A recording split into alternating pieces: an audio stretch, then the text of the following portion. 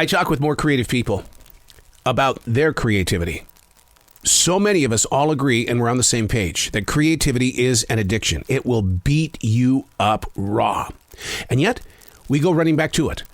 It's because as human beings, we are to be creative. We are giving something to the future. We can't stop being creative, and yet some of us think that I'm not doing it anymore. I'm just going to turn it off. Well, you can't.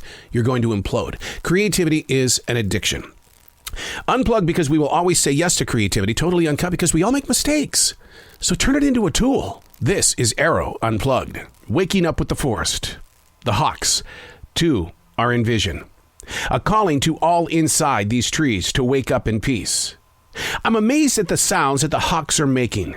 They want to be heard, and they want to be ahead of all other things that will soon catch up. In Native American spirituality, when the hawk makes itself known to your presence, the message is very simple. You're caught up in too many details. Stay alert, stay focused, pay close attention to everything in your surroundings. Quit trying to change others. Oh boy. Well, who might that be about? I'm here in this new shape of a new normal. The goal and the mission has been to be strong on my feet. Is that it? Am I not supposed to change me? I happen to really like the guy that once was in lockdown during a pandemic. He seemed to have an openness that served as leadership and not sadness, emptiness, and defeat. Now that we're back on a moving street, the whereabouts of my personal time isn't a luxury, but a forced entry. The sun isn't even up yet, and I'm right here in the forest. Why is that? Because I've got too much on my plate. Okay, I need to be very transparent with you. These words were written on June 12th, 2021. Today's physical date is September 28th, 2021. So several months have gone by, and in those several months, something has happened. The pandemic has increased with sickness. My wife has decided to retire. You got to watch out what you ask for. I was wanting to go back into the lockdown, and the reason why was so that I could be with my wife, to be more of that person. Well, now it's happened. What I was asking for has happened. We're not in a lockdown, but my lifestyle has my wife with me at all times, which is a beautiful place to be.